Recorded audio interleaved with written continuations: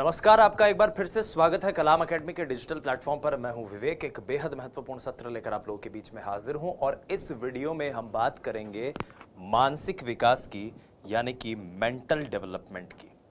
Mental development, मानसिक विकास, क्या होता है मानसिक विकास, इसकी बात करेंगे और इससे कैसे प्रश्न बनते हैं, पूछे जा सकते हैं, उनकी भी चर्चा करेंगे। सबसे इंपॉर्टेंट बात मैं यहाँ पर बता दूं, जैसा कि हमने शारीरिक विकास वाली वीडियो में भी इस बात का डिस्कशन किया था कि मानसिक विकास से कुछ कॉन्सेप्ट ऐसे निकलते हैं जिनसे बनने वाले प्रश्न थोड़े से कंफ्यूजिंग हो सकते हैं। जैसे मान लो कि एक शिशु कितने माह की उम्र में या अवस्था में अपने माँ को पहचानने लग जाता है, कब वो अपनी माता का चेहरा देख के उसे पहचान सकता है, कब वो माँ की ध्वनि पहचान सकता है, आवाज़ पहचान सकता है, या ध्वनि किस दिशा से आ रही है ये देख सकता है। क्योंकि इसको लेकर आमतौर पर जो गाइड्स वगैरह में आप पढ़ते हैं, यहाँ पर काफ़ी डिस्क्रिपेंसी मिलती है। हमने जो हमारी वीडियो को केंद्रित रखा है उसमें जिन सोर्सेज या जिन स्रोतों का हमने इस्तेमाल किया है वो ज़्यादातर फॉरेन ऑथर्स हैं और प्लस साथ में NCERT को भी बेस बना के हम चल रहे हैं। फॉरेन ऑथर्स की मैं बात करूं तो रॉबर्ट ए बैरॉन जो हैं उनको हम साथ में लेके चल रहे हैं और NCERT में जो या फिर हमारी राजस्थान बोर्ड की पुस्तक में जो दिया गया है उसको हम अपना केंद्र मानकर इसके अंदर सारी चीज़ों को रखेंगे। फिर भी मैं यहाँ पर स्पष्ट कर दूं एक बार पुनः कि इससे जो प्रश्न बनते हैं, अगर कोई ऐसा क्वेश्चन आ भी जाए कि कितनी उम्र तक बच्चा देख सकता है या चेक कर सकता है, तो ऐसी चीज़ें अक्सर ऐसे सवालों के ऑप्शन अपने आप में हमें बता देते हैं कि आप अगर सरलता से इनको समझो तो चीजें हो जाएगी। आइए मानसिक विकास को अब समझने की कोशिश करते हैं कि मानसिक विकास आखिर होता क्या है। तो पहली चीज है, क्या है मानसिक विकास? मानसिक विकास है क्या?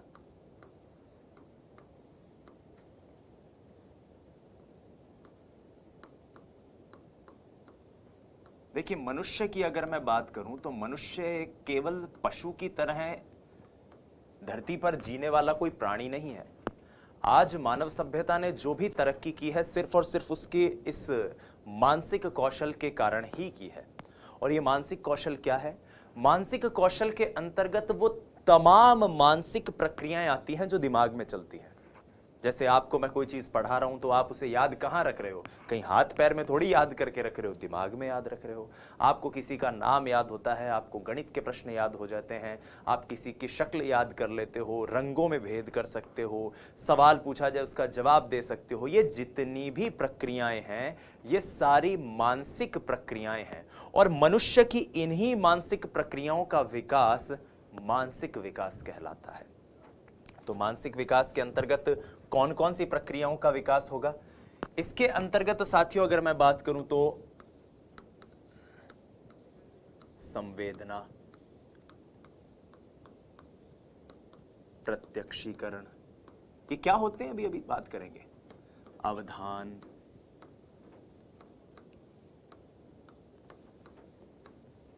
तर्क,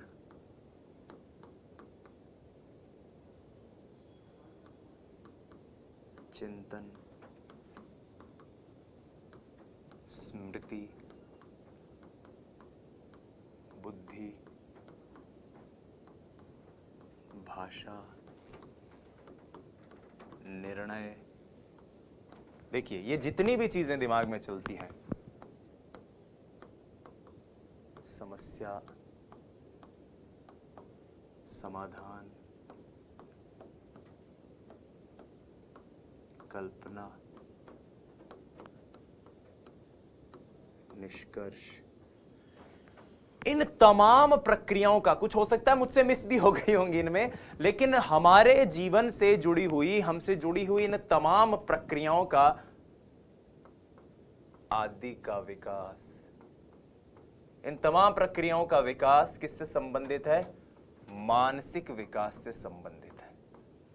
और ये सारी प्रक्रियाएं जो मैंने बताई ये सारी दिमाग में होने वाली प्रक्रियाएं हैं। मानसिक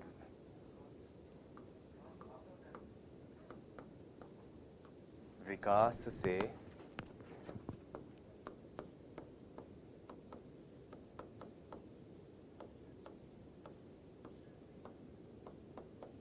संबंधित है।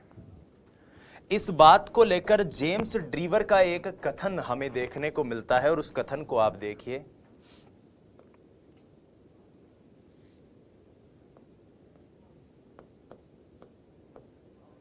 जेम्स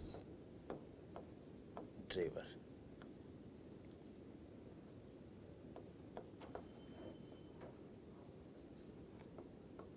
व्यक्ति में जन्म से परिपक्वता तक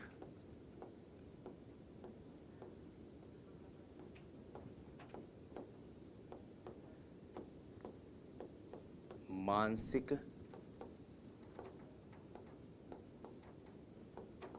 क्षमताओं का उत्तरोत्तर मतलब प्रोग्रेसिव, हमने पढ़ा है उत्तरोत्तर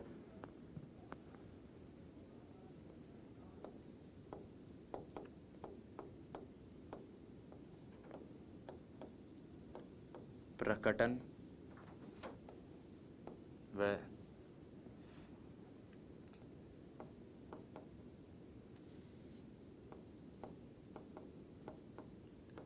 संगठन की प्रक्रिया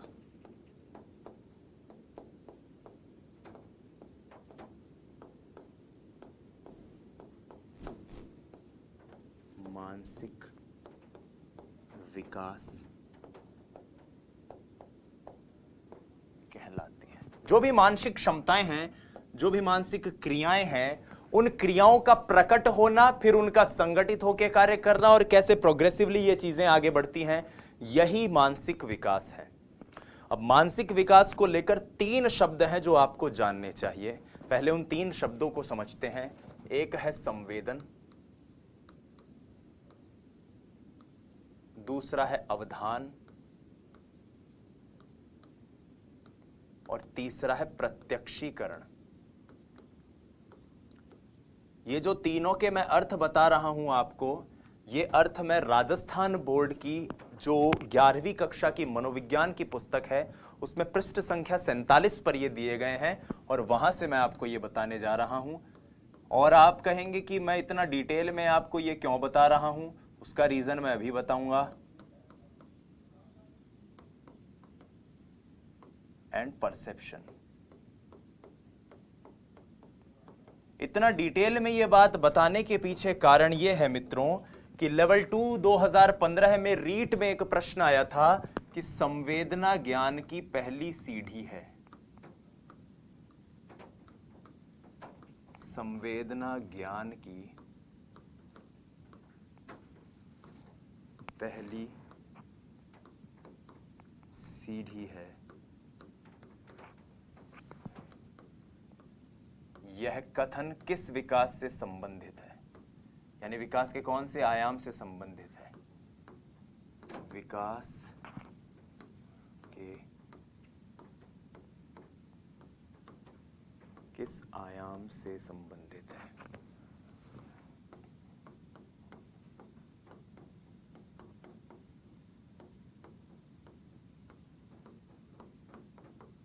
ये तो था प्रश्न जो रीट में पूछा गया था और इस प्रश्न का जो उत्तर था वो था मानसिक विकास।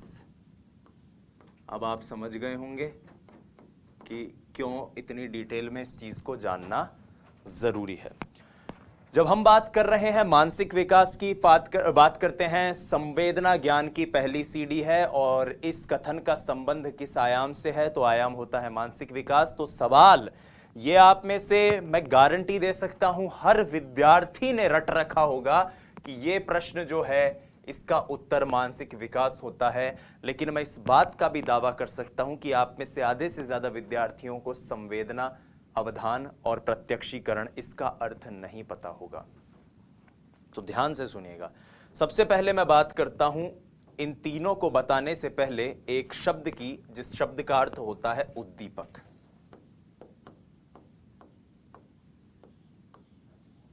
उद्दीपक मतलब अंग्रेजी में होता है स्टिमुलाई। वैसे इसको हम अधिगम में पढ़ेंगे या स्टिमुलस, स्टिमुलाई इसका बहुवचन होता है, स्टिमुलस एक वचन होता है।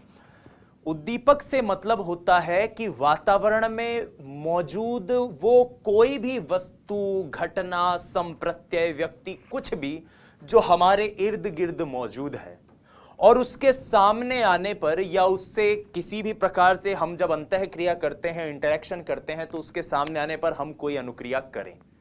जैसे भोजन एक उद्दीपक है, उसको देखते ही लार आती है, तो लार आना एक अनुक्रिया होगी।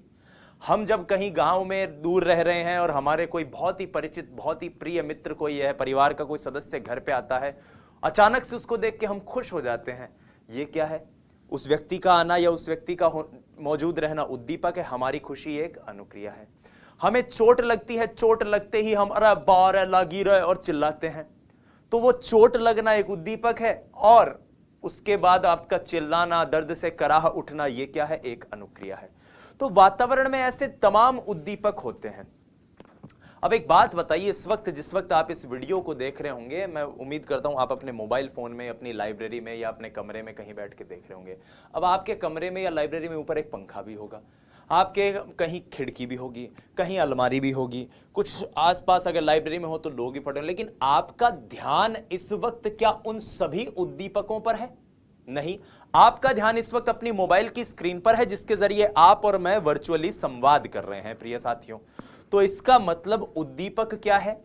वातावरण में जो भी तत्व मौजूद हैं वो सब उद्दीपक हो सकते हैं, लेकिन जिन उद्दीपकों पर हम ध्यान केंद्रित करते हैं, वही ध्यान केंद्रित करना क्या कहलाता है? अवधान।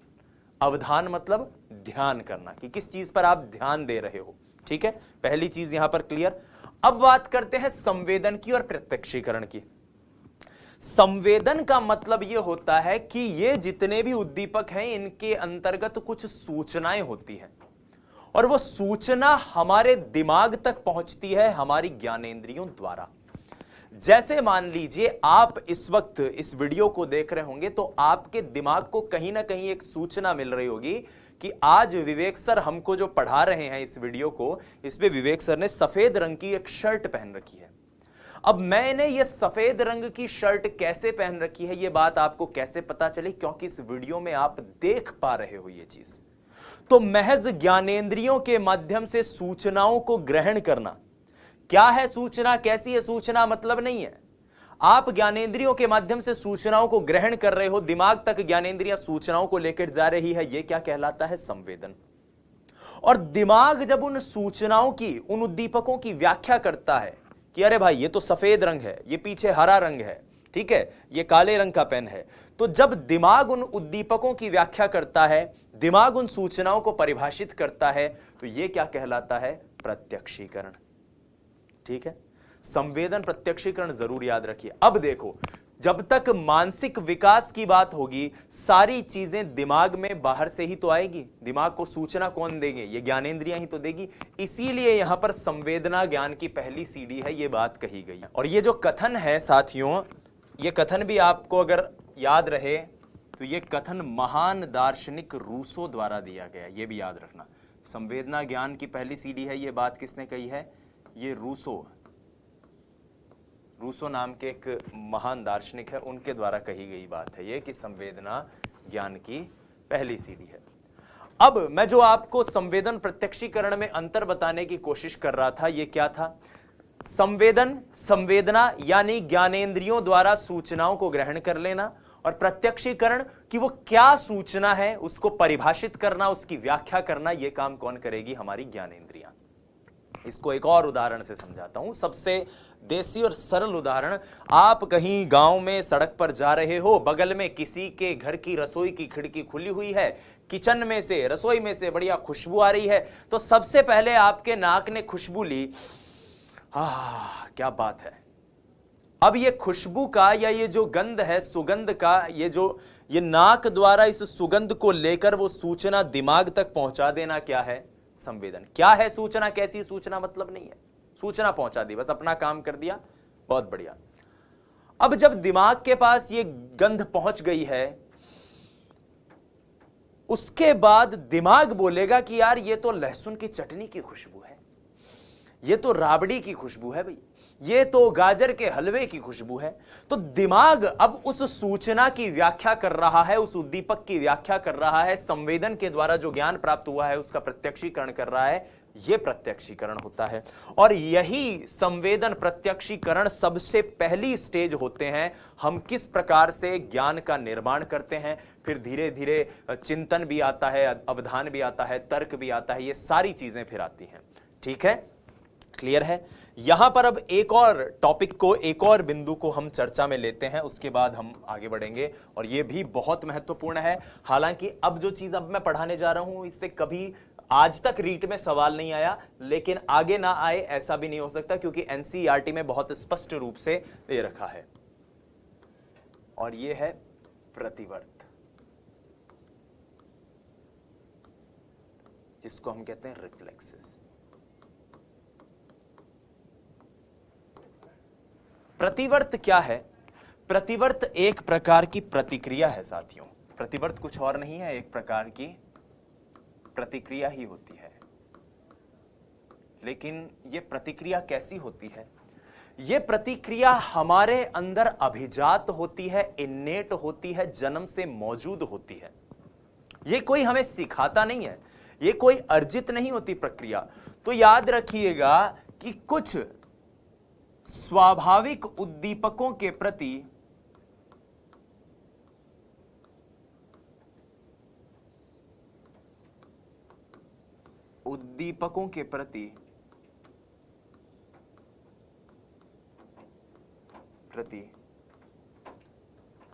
सहज स्वाभाविक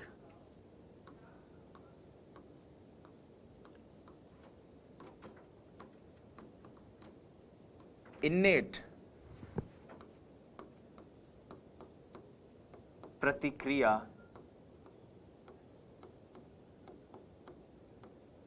प्रतिवर्त कहलाती है।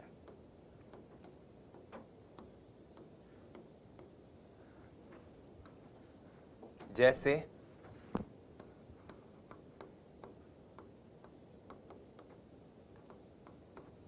भोजन नामक एक उद्दीपक है। भोजन देखते ही लार आना। आपका कोई साथी है, आपको उस पास बुलाए, अरे भाई इधर आ, इधर आ। बोला हाँ बोल बोल, ऐसे करके आपके कान में आवाज करे, आप क्या करोगे? नहीं उधर जा। तो आपने जो एकदम से जो परेशान हुए और आपने उसको पीछे धकेला, ये क्या था? प्रतिवर्त था। जम्हाई लेना, नींद आती है तो उबासी आने लग जाती है, तो इस तरह से नींद आने पर जम्हाई,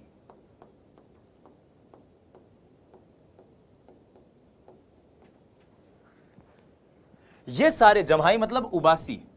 देसी बात बता दूं थाने ताकि ताना याद रह जाएगा। हाँ भाई, उबासी जिसको अपन कहते हैं, नींद आ गई, इसका मतलब नींद जैसा एक उद्दीपक है। जैसे स्ट्राइक होगा, हम एक प्रतिवर्त करेंगे।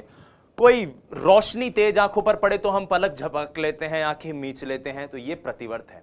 अब प्रतिवर्त को लेकर एक बात याद रखिएगा कि ये सहज स्वाभाविक उद्दीपकों के प्रति जो हमारी स्वाभाविक अंतर्जात इन्नेट प्रतिक्रिया जो होती है साथियों, ये इन्नेट प्रतिक्रिया जो है, इस इन्नेट प्रतिक्रिया से जुड़ी हुई एक बात आप याद रखिएगा कि ये कुछ प्रतिवर्त जो मैं आपको बता रहा हूं, ये प्रतिवर्त हमारे साथ जिंदगी भर रहते हैं। जैसे भोजन देखते ही लार आना, नींद आने पर जमाई होना, कोई तेज रोशनी पर क्या बोलते हैं, आंखें मीच लेना। लेकिन कुछ प्रतिवर्त ऐसे होते हैं जो कि जब जन्म लेता है व्यक्ति, शुरुआती समय जो होता है जन्म के बाद का, तब तो नजर आते हैं, खासतौर पर शैशव अवस्था में तो नजर आते हैं, मगर धीरे धीरे कुछ समय बाद, कुछ 1 महीने बाद, कुछ प्रतिवर्त उसमें से 2 महीने बाद, कुछ उसमें से 5-6 महीने बाद, कुछ साल भर बाद धीरे धीरे लुप्त होते जाते हैं, हटते जाते हैं, जाते जाते हैं, मिटते जाते हैं। आज का हमारा जो डिस्कोर्स है, डिस्कशन है, वो ऐसे ही प्रतिवर्तों पर चर्चा करना है। मैं यहां पर आपके लिए 2 टेबल लेकर आया हूं, जिसमें एक टेबल एनसीईआरटी से है और एक टेबल रॉबर्ट ए बैरॉन की पुस्तक से ली गई है। तो आप इन दोनों प्रतिवर्तों को कंठस्थ करेंगे, याद करेंगे, ताकि आपको पता चले कि इनसे जुड़ा हुआ अगर कोई प्रश्न आए तो क्या हो। प्रतिवर्त का मतलब क्या है कि बालक के सामने कोई अलग किस्म की आपने अनुक्रिया, माफ कीजिएगा, उद्दीपक किया, उसके साथ कोई एक्टिविटी करी, तो वो रिस्पॉन्स में, वो प्रत्युत्तर में, वो प्रतिक्रिया के स्वरूप में कोई प्रतिक्रिया देता है, और यही कहलाती है प्रतिवर्त। ठीक है। और ये प्रतिवर्त जो होते हैं ये जन्मजात होते हैं, अभिजात होते हैं, इन्नेट होते हैं, ठीक है। आइए अब कुछ प्रतिवर्तों को देखते हैं। सबसे पहले एक प्रतिवर्त है जिसका नाम होता है साथियों रूटिंग। रूटिंग क्या होता है सुनिए, प्रतिवर्त का नाम है रूटिंग। गाल को छूने पर सिर को बच्चा घुमाता है और मुंह खोलता है। जैसे ही आप उसके गाल को छुओगे तो बच्चा ऐसे, अगर उसके गाल को छुओगे तो बच्चा अपने मुंह को उस तरफ कर लेगा जिस तरफ से उसके गाल को छुआ जा रहा है। आप अगर देख पा रहे होंगे तो इस वक्त जब आपके सामने ये वीडियो चल रहा है उस वक्त आपको प्रत्येक प्रतिवर्त की एक वीडियो भी दिखाई दे रही होगी ताकि आप और अच्छे से इसको महसूस कर सकें। हमारी जो कलाम एकेडमी की जो टेक्निकल टीम है उनका आभार कि वो इतने अच्छे तरीके से आपको ये लेक्चर प्रोवाइड करवा रही है। तो आप इस वक्त रूटिंग को देख लीजिए, रूटिंग कैसे काम करता है। हालांकि रूटिंग को लेकर एक बात है कि ये 3 से 6 माह की अवस्था में विलुप्त हो जाते हैं। ये टेबल एनसीईआरटी में दी गई है। फिर एक आता है मोरो रिफ्लेक्स, मोरो कहते हैं इसको।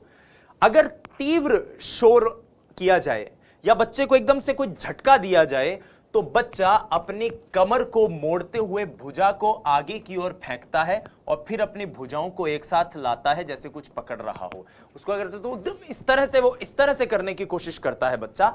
आप चेक कर सकते हैं, इस वक्त मोरो रिफ्लेक्स का भी एक वीडियो आपकी स्क्रीन पर चल रहा होगा। मोरो रिफ्लेक्स के लिए भी खासियत यह है कि 6 से 7 माह में मोरो रिफ्लेक्स विलुप्त हो जाता है। यद्यपि मोरो इस तरह से तो व्यक्ति नहीं करता, लेकिन तेज आवाज के प्रति एक बार हम झिझकते हैं या एकदम से धड़धड़ा जाते हैं, यह अनुक्रिया तो स्थायी होती ही है। फिर एक प्रतिवर्त होता है ग्रास्पिंग। बच्चे की हथेली को अगर उंगलियों से या किसी चीज से दबाया जाए, छोटे बच्चे के अंदर खासतौर पर यह होता है, तो बच्चा अपने हाथ की बाकी उंगलियों को उसके इर्द गिर्द लपेट लेता है, उसको पकड़ लेता है। यह ग्रास्पिंग है। ग्रास्प मतलब पकड़ना ही होता है। 3 से 4 माह में ये प्रतिवर्त भी विलुप्त हो जाते हैं और ऐच्छिक पकड़ उन बच्चों में स्थापित हो जाती है। फिर एक प्रतिवर्त होता है बेबिंस्की, जिसमें बच्चे के पैर के तलवों को यदि ठोका जाए और पैरों की उंगलियां उसके फिर ऊपर की ओर जाती है, मतलब अगर पैरों की जो पगथली जिसको अपन कहते हैं उन पर अगर इस तरह कुछ फिराया जाए या कुछ हल्का सा उन पे कुछ पुट किया जाए, आप वीडियो में देख पा रहे होंगे, तो बच्चे की उंगलियां पहले ऊपर की ओर जाती हैं, यानी पहले ऐसे होंगी और फिर आगे आएंगी, पहले पीछे की तरफ जाएंगी फिर आगे मुड़ जाएंगी। ये बेबिंस्की नामक एक रिफ्लेक्स है जिसको हम देखते हैं इतने सारे रिफ्लेक्सेस की प्रक्रिया में। फिर कुछ और प्रतिवर्त देख लेते हैं, जैसे आंखें मिचकाना। सिंपल सी बात है, रोशनी के प्रतिक्रिया के स्वरूप में व्यक्ति पलकें झपकाता है, छोटा बच्चा भी करता है और हमारे अंदर भी ये रहते हैं। चूसने का प्रतिवर्त, सकिंग का रिफ्लेक्स जो है ये बच्चे में सबसे ज्यादा पाया जाता है। यहां तक कि संज्ञानात्मक विकास को जब हम पढ़ेंगे तब ये चीज हम पढ़ेंगे भी कि शुरुआत के 1 माह में बच्चे में यही प्रतिवर्त सबसे ज्यादा रहता है। जब भी कोई वस्तु शिशु के मुंह में रखी जाती है तो वो उसे चूसने लग जाता है।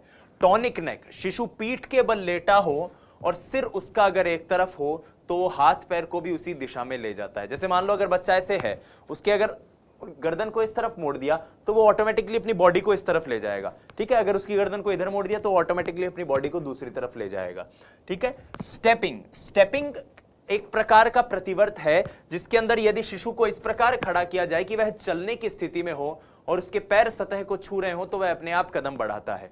आप बच्चे को, आप ये घर पे भी इस तरह के प्रतिवर्त कर सकते हैं कि आपने बच्चे को गोद में लिया और उसको इस प्रकार से रखो कि उसके पैर जमीन को बस हल्के से छू रहे हैं, रखे नहीं गए, बस हल्का सा बस एक स्पर्श हो रहा है। आप देखेंगे बच्चा पैरों को ऐसे ऐसे करने लग जाएगा जैसे वो चल रहा है, यही स्टेपिंग है।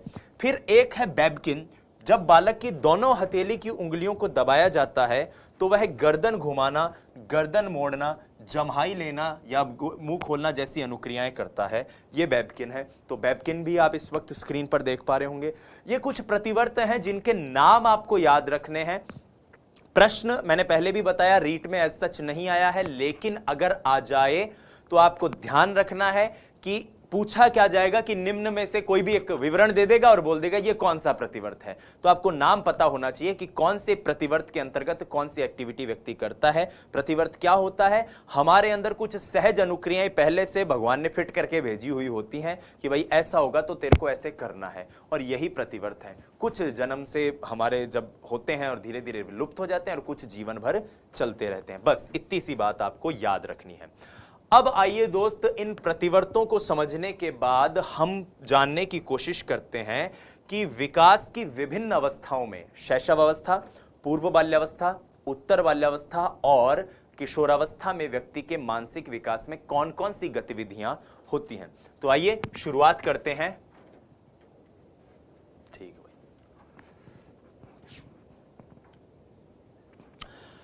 तो आइए अब हम सिर्फ और सिर्फ जानने की कोशिश करते हैं कि विकास की विभिन्न अवस्थाओं में किस प्रकार के मानसिक क्रियाएं या मानसिक विकास की जो एक तरह से संकेत हैं वो एक बालक में देखने को मिलते हैं। एक चीज मैं यहां पर स्पष्ट कर दूं कि इसमें कुछ चीजें ऐसी हो सकती हैं जो आपको व्यक्तिगत रूप से बड़ी अजीब लगे। जैसे मैं कहूं कि बच्चा जब इतने साल का होता है, इतने माह का होता है, तो वो 10 तक गिनती सुनाने लग जाता है। आप कहोगे साहब हमारे परिवार में तो एक बच्चा है वो 20 तक सुना सकता है, 30 तक सुना सकता है, आप गलत कह रहे हो। तो ये एक जनरल फैक्ट है, एक सामान्य फैक्ट है, और ये सामान्य फैक्ट भी आज के कई साल पहले का दिया हुआ है। आज की जनरेशन के बच्चे जो आ रहे हैं वो तो भगवान कसम हमसे ही 4 कदम आगे हो रहे हैं, इसलिए आप इसको लेकर परेशान ना हो। दूसरी बात यह भी कि इसको लेकर इतने ज्यादा डिटेल में कोई प्रश्न आते नहीं हैं। तो सबसे पहले हम बात करते हैं शैशवावस्था के मानसिक विकास की पहले माह में। उससे पहले आप एक चीज जरूर याद रखिएगा, इस बात को आपको जानना चाहिए कि बालक का जीवन भर में जो मानसिक विकास होता है उसका 50% मानसिक विकास 50% मानसिक विकास एक बच्चे का 3 वर्ष की अवस्था में हो जाता है। 3 वर्ष तक एक बच्चे का जो कुल विकास होना है उसका 50% विकास हमें देखने को मिलता है। अब बात करते हैं शिशु के मानसिक विकास में पहले माह में क्या क्या चीजें दृष्टिगत होती हैं। यहां पर ज्यादातर फैक्ट्स जो मैं आपके सामने रख रहा हूं ये एनसीईआरटी से जुड़े हुए हैं। एनसीईआरटी में जो चौथा चैप्टर है 11वीं कक्षा में बाल विकास का, मानव विकास का, उस चैप्टर के अंदर जो पॉइंट्स दिए गए हैं उन्हीं को मैं क्लब करके लेकर आया हूं। तो सबसे पहले तो पहला पॉइंट आप याद रखिएगा कि बालक पहले ही सप्ताह में यह पहचानने लग जाता है कि ध्वनि किस दिशा से आ रही है। तो दिशा का बोध जो है यह समझना कि आवाज कौन सी दिशा से आ रही, दिशा का मतलब ईस्ट वेस्ट नॉर्थ साउथ नहीं, आवाज किस दिशा से आ रही है, माफ कीजिएगा, यह उसे पता चलने लग जाता है पहले सप्ताह में। यह एनसीईआरटी में कहा हुआ है। दूसरी बात, वो मां की आवाज को पहचानने लग जाता है और वो भी कुछ ही घंटों में, जन्म के कुछ ही घंटों में वो मां की आवाज पहचानने लग जाता है। आवाज पहचानने की बात हो रही है, मां की शक्ल को याद करना या उसका प्रत्यक्षीकरण करने की बात मैं यहां पर नहीं कर रहा हूं। वो अन्य स्त्री और मां की आवाज में अंतर करना भी इसी शुरुआती समय में सीख जाता है। एक चीज याद रखिएगा कि बच्चा जब बहुत छोटा होता है, शिशु जब जन्म लेता है तो उसकी नेत्र ज्योति, उसकी आंखों की दृष्टि बहुत कमजोर होती है। यहां तक कि उसको जैसे 6/20 से भी ज्यादा माना जाता है, हार्वर्ड की एक रिसर्च कहती है। तो ये याद रखिएगा कि एक बच्चा जब जन्म लेता है तो उसकी दृष्टि बहुत तेज नहीं होती, बहुत कमजोर होती है। और अपनी शारीरिक गतिविधियों के लिए चिंतन तो इतना विकसित होता नहीं है, हमने पढ़ भी रखा है जब हमने शैशवावस्था की विशेषताएं देखी थी। तो शारीरिक आवश्यकताओं की पूर्ति वो रोने चिल्लाने जैसी क्रियाओं द्वारा, गतिविधियों द्वारा करता है। ये बात आप याद रखिएगा। बढ़ते हैं पहले माह से दूसरे माह की तरफ। दूसरे माह में ये जो ध्वनि के प्रति आकर्षण था ये और बढ़ना शुरू हो जाता है। अब वो वस्तुओं को ध्यान से देखने लग जाता है। ऐसा भी कहते हैं कि टकटकी लगाकर जो देखना होता है ये अब दिखना शुरू हो जाता है।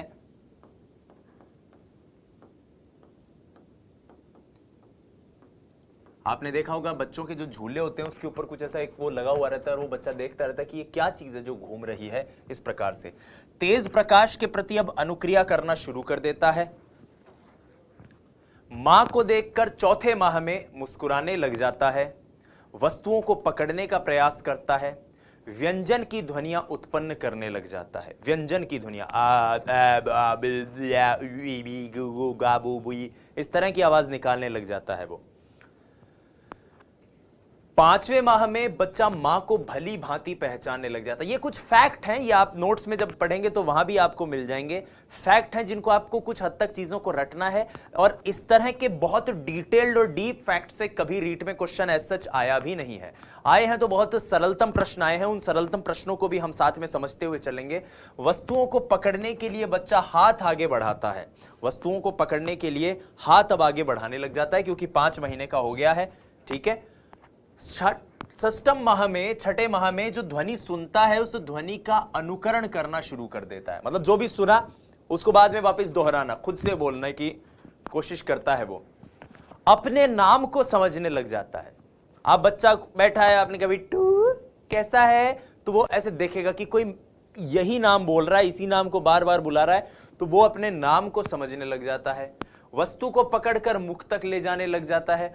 अपने पराये का अंतर अब उसे महसूस होने लग जाता है कि कौन अपना है कौन पराया है। मां की गोदी में आएगा तो चिपक जाएगा, कोई व्यक्ति होगा तो उसकी गोदी से दूर जाने की कोशिश करेगा। 12 माह की बात करते हैं अब सीधे सीधे। ठीक है, छोटे छोटे शब्द बोलने लग जाता है, दूसरों की क्रियाओं का अनुकरण करने लग जाता है, और धीरे धीरे अब चलने का भी प्रयास करने लग जाता है। हमने शारीरिक और गतिक विकास में यह देखा भी था। ठीक है, अब छोटे छोटे शब्द बोलने लग जाता है वो, पानी, मम्मी, दीदी। तो 2017 में एक क्वेश्चन आया था, और वो क्वेश्चन ये था कि बालक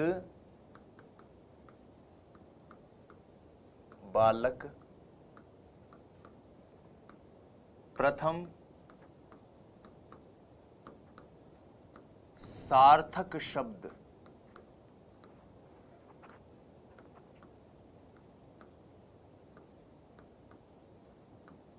इस अवस्था में बोलता है।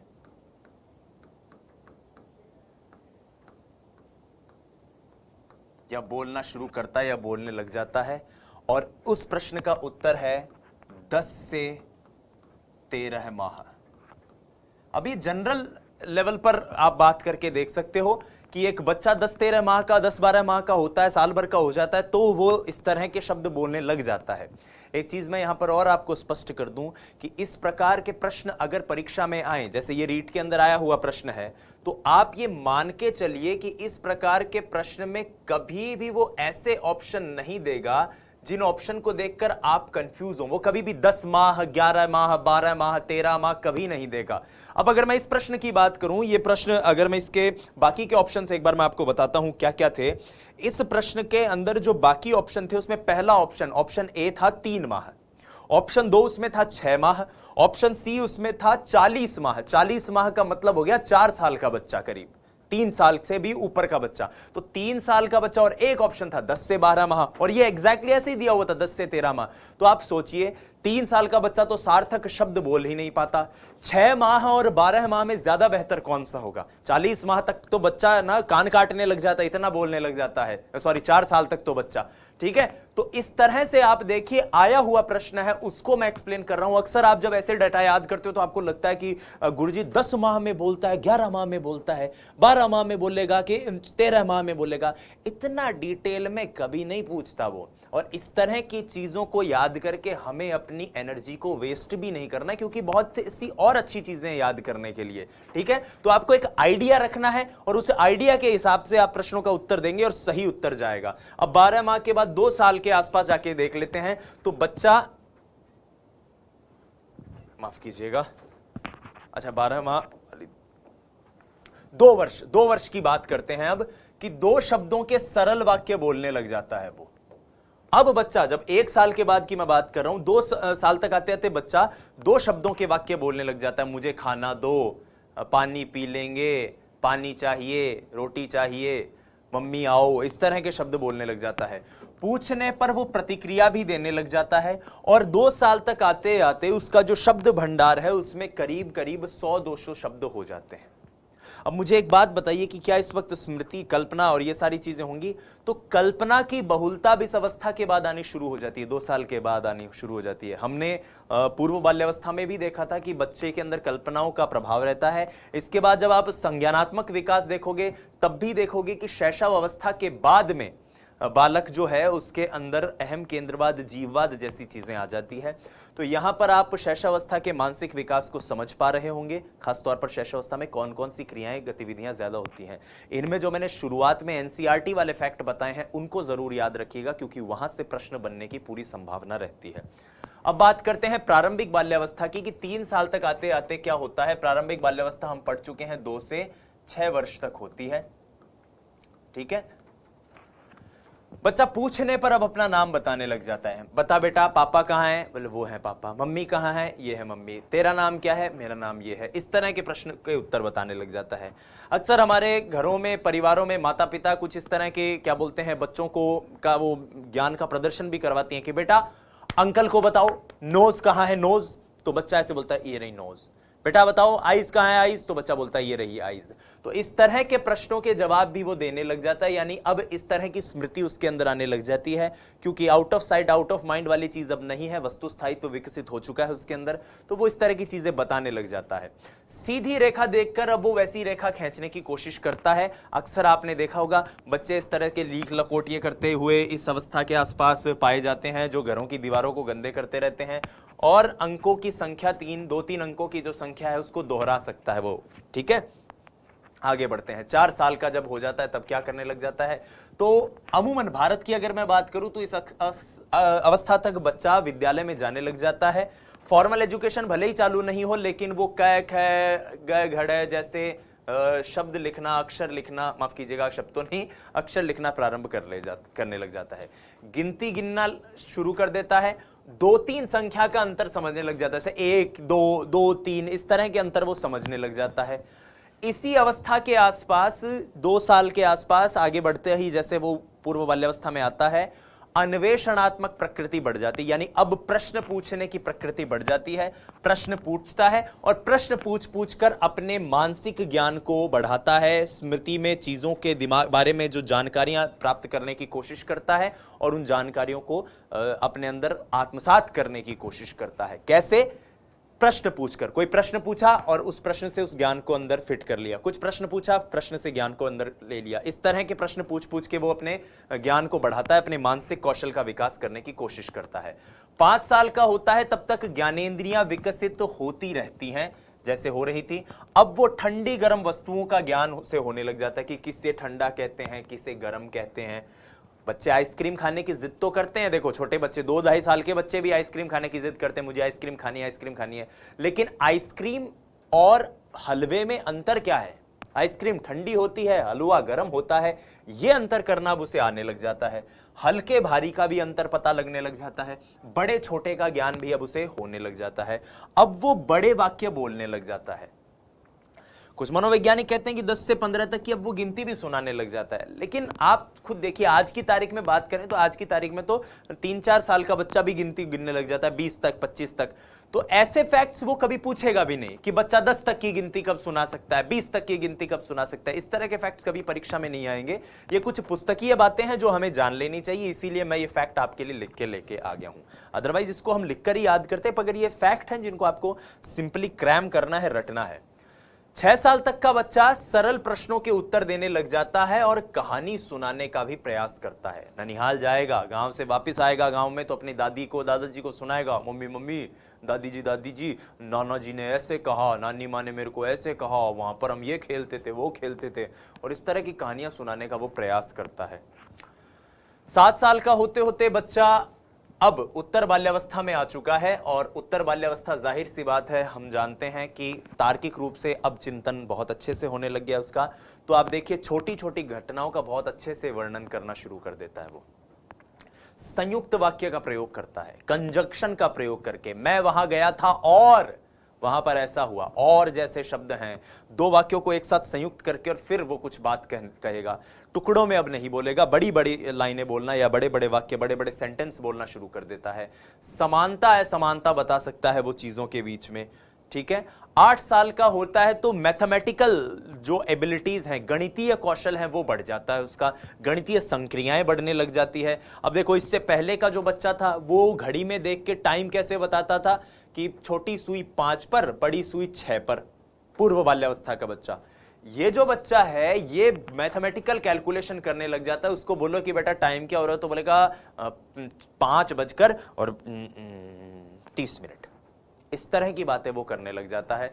तो इसलिए उत्तर बाल्यावस्था में 8 साल तक आप देखो गणितीय संक्रियाएं कर सकता है और संयुक्त वाक्य का प्रयोग जैसे वहां कर रहा था यहां भी आगे कर पा रहा है। ठीक है, 10 साल तक आते आते बच्चा व्यक्तिगत कार्य स्वयं करने लग जाता है। आपको याद हो तो उत्तर बाल्यावस्था में मैंने ये बताया भी था कि बच्चे में आत्मनिर्भरता आने लग जाती है, जूतों की लेस बांधना और इस तरह की चीजें करना। और ये अगर जूतों की लेस वो नहीं बांध पाए तो डिस्प्रेक्सिया नामक एक उसको निर्योग्यता भी है, समस्या भी होती है। इसके बारे में हम बात करेंगे अधिगम निर्योग्यता वाले चैप्टर में। बहरहाल व्यक्तिगत कार्य खुद से खुद कर सकता है। नियमित दिनचर्या क्या होनी चाहिए उसका उसको ज्ञान हो जाता है कि व्यक्ति की क्या एक डेली रूटीन होना चाहिए। ठीक है, फिर 11 साल का होता है तब तर्क जिज्ञासा निरीक्षण शक्ति का विकास उसमें होता है। तर्क जिज्ञासा निरीक्षण शक्ति का उसमें विकास, चीजों को निरीक्षण करता है वो, और निरीक्षण करने के साथ साथ सोचता है कि अच्छा ये चीज ऐसे है, ये चीज यूं है। हम ये भी पढ़ते हैं कि इस अवस्था में उत्तर बाल्यावस्था में चीजों की क्रियाविधि के बारे में जानना उसे अच्छा लगता है। क्रियाविधि के बारे में कि कोई चीज कैसे कार्य करती है। मैं अगर मेरे बचपन की बात बताऊं तो हम कुछ दोस्त ऐसे थे कि वो वीडियो गेम वगैरह आया करते थे ऐसे छोटे छोटे, तो वो जब कोई किसी दोस्त के पास आता तो 3-4 दिन तक तो सब दोस्त खेलते, बाद में सोचते कि यार इसमें ये आवाज कहां से आ रही है, तो फिर उसको तोड़ते, फिर तोड़ के उसकी वो चुंबक निकालते, फिर 2 चुंबकों को तोड़ के एक को तो आगे बढ़ाते और दूसरे को उसके पीछे ले जाते, और इस तरह की मूर्खताएं करते थे। तो ये जो निरीक्षण, ये जो जिज्ञासा शक्ति है, आप इस जिज्ञासा को उस जिज्ञासा से मत लिंक करने की कोशिश कीजिए जो पूर्व बाल्यावस्था में हमने पढ़ी थी। यहां कार्यविधि के बारे में जिज्ञासा बच्चे में आती है, और तर्क जिज्ञासा निरीक्षण शक्ति का विकास बालक में किस उम्र में होता है, यह प्रश्न भी रीट एक बार पूछ चुका है। रीट एक बार इस क्वेश्चन को पूछ चुका है कि तर्क जिज्ञासा और निरीक्षण शक्ति का विकास बालक में कब होता है, और इसका उत्तर था क्या, 11 वर्ष की अवस्था में। 11 वर्ष की अवस्था में बालक के अंदर तर्क जिज्ञासा निरीक्षण शक्ति का विकास होता है।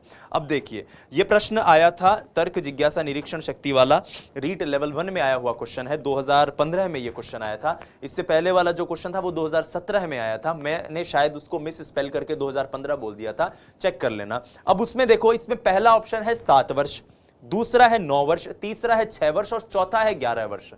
अब आप भी जानते हैं कि जब मूर्त चिंतन जो है ज्यादा बढ़ेगा, ज्यादा बेहतर कब होगा, जब वो बच्चा अपने उत्तर बाल्यावस्था के समापन पे होगा।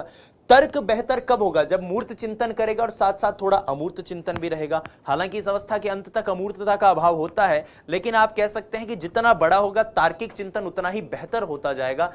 इसलिए इस प्रश्न का उत्तर 11 वर्ष है।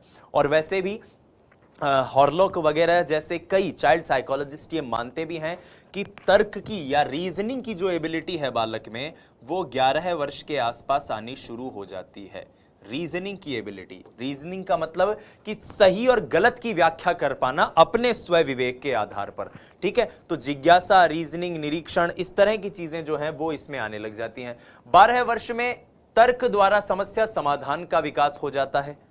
अमूर्तता का अभी भी चिंतन में अभाव रहता है, लेकिन तर्क के द्वारा जब वो समस्या का समाधान कर सकता है तो वो दूसरे बच्चों को भी सलाह देने लग जाता है, और ऐसी एबिलिटी भी उसमें आती है कि तुम्हें किस अवस्था में क्या करना चाहिए। तुम्हें मतलब वो ये नहीं बताएगा कि ना जॉब के लिए क्या करना चाहिए, लेकिन वो अपने उम्र की जो प्रॉब्लम्स हैं वो अपने दोस्तों के साथ डिस्कस करने लग जाता है उत्तर बाल्यावस्था के इस स्टेज पे। किशोरावस्था क्योंकि हमारे डिस्कोर्स में ज्यादा इंपॉर्टेंट नहीं है, तो एक साथ किशोरावस्था की कुछ विशेषताएं देख लेते हैं कि अब चिंतन में अमूर्तता का विकास होने लग जाता है, आलोचनात्मक चिंतन बढ़ जाता है, वस्तुनिष्ठता और वास्तविकता चिंतन के अंदर आ जाती है, एकाग्रता में वृद्धि हो जाती है, यादाश्त बढ़ जाती है और विस्तृत नैतिक मूल्यों का विकास हो जाता है। हालांकि ये जो जितनी भी चीजें हमने किशोरावस्था के बारे में देखी है, ये हम संज्ञानात्मक विकास वाली जो अगली वीडियो देखेंगे उसमें फिर डिटेल में पढ़ेंगे, तो इसको लेकर आप परेशान ना हो। अभी हाल एक बार रिवाइज कर लेते हैं कि इस लेक्चर में हमने क्या क्या देखा है, क्या क्या पढ़ने की कोशिश की है। सबसे पहले हमने जानने की कोशिश की कि मानसिक विकास क्या होता है,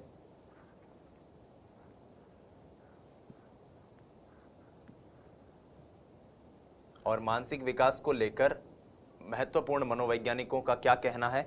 तो जेम्स ट्रेवर का हमने कथन देखा कि जन्म से परिपक्वता तक मानसिक क्षमताओं का उत्तरोत्तर प्रकटन और संगठन जो होना है उसकी प्रक्रिया मानसिक विकास कहलाती है। फिर हमने संवेदन, अवधान और प्रत्यक्षीकरण की बात जानी कि संवेदन क्या होता है। संवेदन महज सूचनाओं का ज्ञानेंद्रियों द्वारा ग्रहण कर लेना।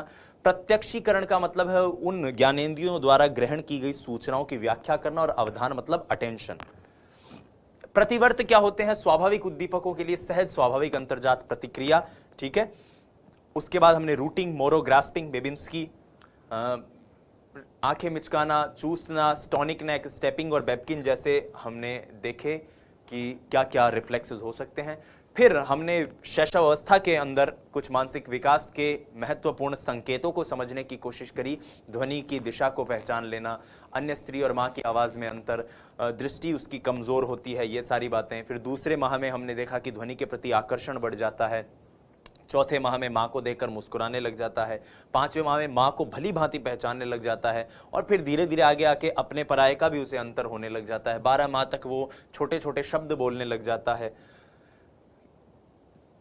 इस पे प्रश्न भी आया हुआ है। 2 वर्ष तक 2 शब्दों का सरल वाक्य बोलने लग जाता है। 3 साल तक पूछने पर नाम बताने लग जाता है, और 4 साल तक अक्षर लेखन प्रारंभ हो जाता है। ऐसी कुछ हमने विशेषताएं उसकी देखी थी। फिर उत्तर बाल्यावस्था पर हम गए तो 7 साल तक आते आते वो छोटी छोटी घटनाओं का वर्णन करने लग जाता है। 8 साल तक उसके गणितीय संक्रियाएं अच्छी हो जाती हैं। 10वें साल तक वो व्यक्तिगत कार्यों का निष्पादन करने लग जाता है। 11 साल तक तर्क, जिज्ञासा, निरीक्षण शक्ति का विकास हो जाता है। ये रीट में एक बार क्वेश्चन भी आ चुका है। 12वें वर्ष तक वो तर्क द्वारा समस्या समाधान करने लग जाता है। और किशोरावस्था में चिंतन में अमूर्तता, आलोचनात्मक व्याख्या, वस्तुनिष्ठता, वास्तविकता, एकाग्रता में वृद्धि, यादाश्त का बढ़ना, विस्तृत नैतिक मूल्यों का विकास जैसी विशेषताएं भी देखने को मिलती है। बहुत बहुत धन्यवाद। जय हिंद, वंदे मातरम। स्वस्थ रहिए, मस्त रहिए, अपनी तैयारी में व्यस्त रहिए। नमस्कार।